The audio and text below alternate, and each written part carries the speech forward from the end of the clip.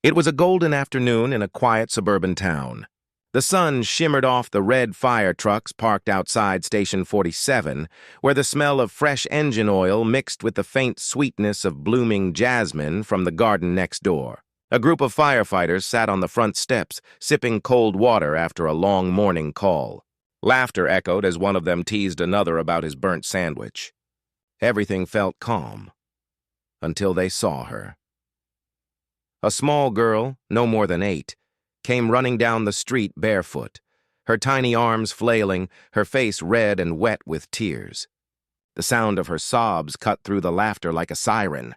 She stumbled, fell, then got up again. Every firefight Captain Reed, a seasoned firefighter with gray at his temples, was the first to stand. "Hey, sweetheart," he called softly, stepping forward. The others watched, unsure if this was a prank or a panic. The little girl gasped for air, clutching a worn teddy bear against her chest, its ear half torn and covered in dust. Her name was Emma. She lived a few blocks away, a quiet child often seen walking alone after school. Most days no one noticed her, but today the world noticed. As Captain Reed knelt in front of her, Emma could barely speak. "But please, help my mommy," she cried, her voice trembling. She's not moving." The laughter vanished. The men exchanged glances, waiting for details, but before she could say more, a loud voice came from across the street. It was Mr. Dawson, the landlord of Emma's building. "That girl's always exaggerating," he yelled, crossing his arms. "Probably wants attention again." "Her mom's a mess. Don't waste your time." Emma's shoulders dropped. Her small body shook. The fireman looked between her and the man, unsure who to believe. But then Captain Reed noticed something. Emma's bare feet were covered in dust, and her little hands were shaking so hard she could barely hold her teddy bear. This wasn't drama. This was desperation. And before we go further, friends, let's pause for a moment. Sometimes people cry for help in ways we don't understand. Let's not be like those who look away or laugh. If you believe in compassion and second chances, take a second to like, share, and subscribe, because every act of kindness makes this world a safer place. This is Kindness Valley. "Show me where," Captain Reed said firmly, ignoring Mr. Dawson's scoff. He lifted Emma into the truck, and within seconds, the fire engine roared to life.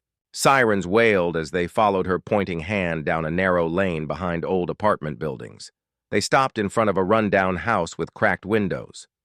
The smell of smoke lingered faintly in the air, and that's when they saw it. Inside, the living room was hazy with burnt air. Emma's mother lay unconscious on the floor, an electric heater tipped beside her. The firefighters rushed in. Oxygen masks, water hoses. Training took over instinct. Within minutes, they pulled the woman outside to safety.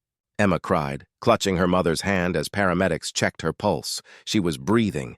Weakly, but breathing. And that's when one of the firefighters noticed something on the mother's hand. Soot stains and blistered fingertips. She had been trying to unplug the heater before it caught fire, protecting her daughter. The reveal.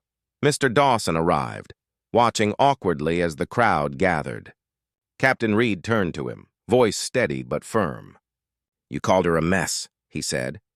"She almost lost her life saving her child." The landlord lowered his eyes. The neighbors stood silent. Emma held her teddy bear tighter, looking up at the firefighters.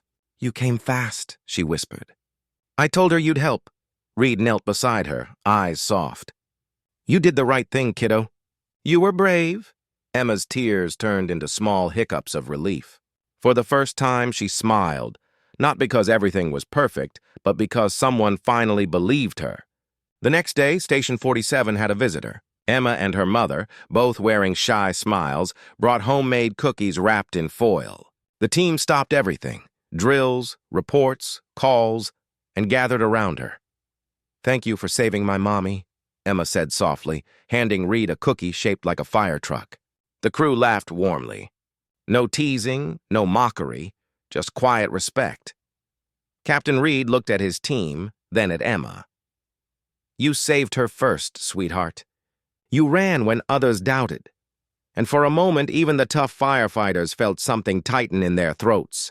Sometimes heroes come in the smallest forms, barefoot, trembling, holding a teddy bear. And sometimes, all it takes to change a life is to listen when someone cries for help. Never ignore a voice that shakes. Never doubt the power of a child's courage, because kindness doesn't wear a uniform. It lives in the choices we make when no one else does.